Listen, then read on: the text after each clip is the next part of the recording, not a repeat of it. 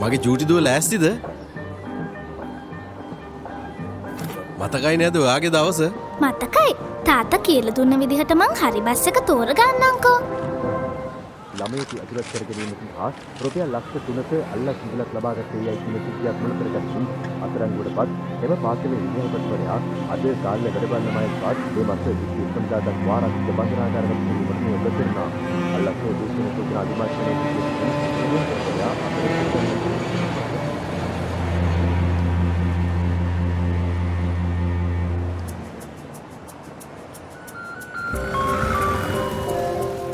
මාළු පන් දෙකක්.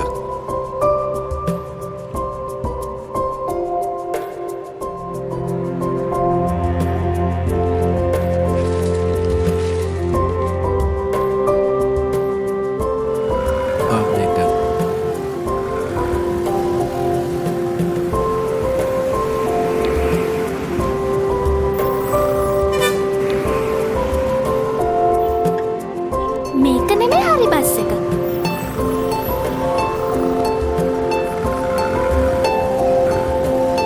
මේකත් නෙමෙයි. තාත්තේ මේක තමයි හරි බස් එක. ඒකනේ මං කිව්වේ.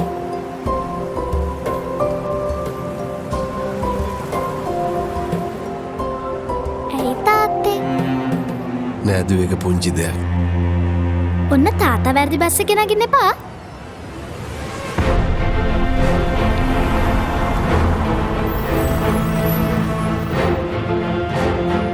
පුංචි උනත් වැරැද්ද වැරැද්දමයි.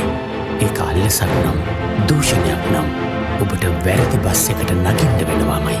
අල්ලස් හා දූෂණවලට නීතිය තදින්ම ක්‍රියාත්මකයි.